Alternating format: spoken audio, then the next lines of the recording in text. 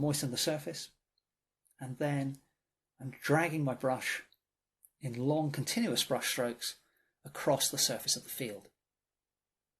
And because I've got that mix of colours on the paint, that mix of colours on the brush, and I'm putting the brush, different sides of the brush down, and the brush is sort of running dry in places, then that automatically creates some variation in texture and light and dark across the surface of the field.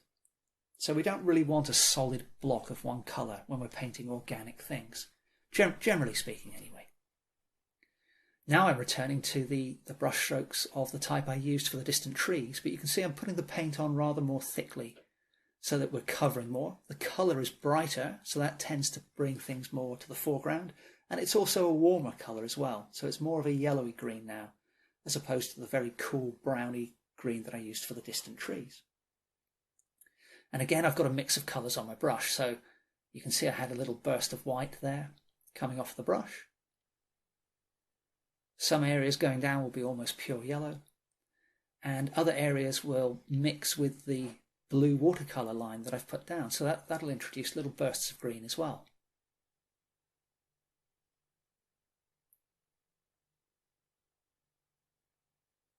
So we've now very quickly established a sense of depth, because we've got strong warm colours in the bottom left foreground, and then the more distant field is treated with a different kind of brush stroke. The paint has been put on rather more thinly, and the colours there are paler and closer to being, monochrome really. And then the distant trees are very loosely sketched in. So having done all of that, what I'm working on now are the sheep. So we'll start with this main sheep, and I'm going in with burnt umber here. I've switched to a smaller brush. It's still a flat brush. The flat brushes I find to be the most adaptable in terms of the types of mark you can make with a single brush. And in line with the idea of painting in an Impressionist style, I am picking out the just shapes really of darkness, shapes of shadow.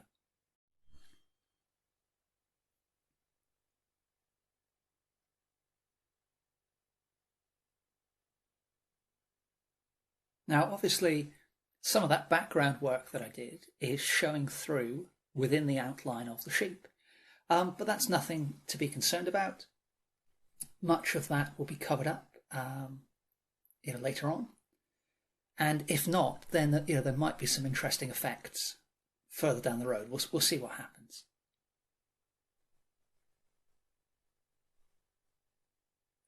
I was saying earlier that I went to London recently and saw some amazing artwork, absolutely incredible artwork actually. But perhaps in complete contrast to that environment, the other week I went to a beach called Bedruthen Steps, which is on the north coast of Cornwall.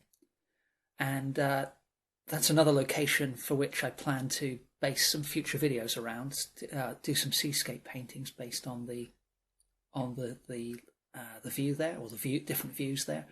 But if you haven't been to Bedruthen Steps, as I say, down in Cornwall, an absolutely amazing location. I mean, just unbelievable, one of a kind. I can't get over the fact that this is only the first time I've been there, because it's only about an hour and a half from home.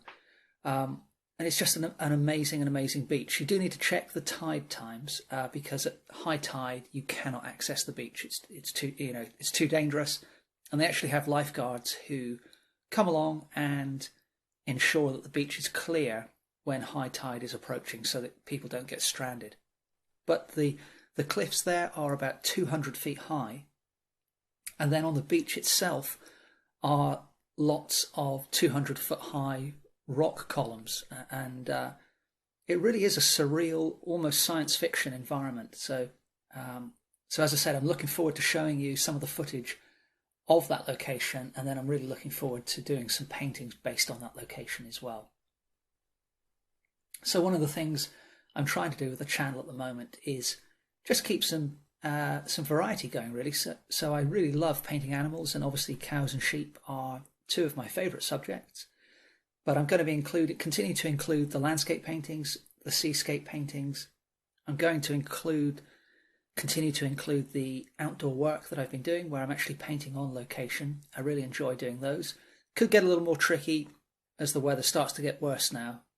We've been having some really heavy rain here in Devon of late, so I'll do my best. I've got quite a lot of footage from the summer months, so that's going to keep me going for a while.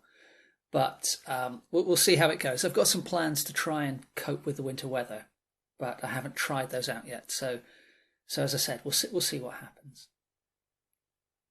Anyway, back to this particular painting. You can see I've given a similar treatment to the second sheep, and now I'm working on the lamb. Again, I'm just blocking in areas of shadow using the burnt umber, keeping the paint fairly thin so that we get some texture in the brushwork. And also, as I mentioned a moment ago, some of the underlying layers of paint showing through. And the little flicks I'm doing now are to depict the cast shadow and give the impression of some blades of grass as well.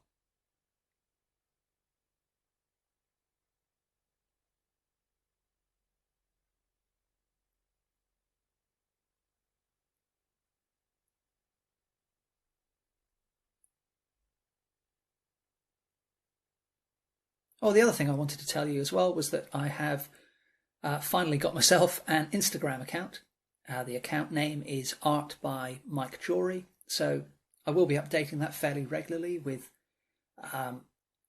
older works of art, new works of art, work in progress, as well as the animal paintings and landscapes and things that I do on this channel.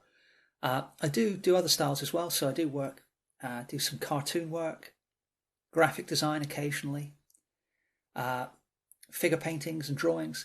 So I'll be including some of those in on the Instagram account. So if you want to check that out, please feel free to follow me, and I'll follow you back. I've only got one thing up at the moment. I've literally just got started because before I got into it, I wanted to work out how to put images up on Instagram from my PC as well as my phone, just simply because I've got a ton of files on the computer which aren't on my phone.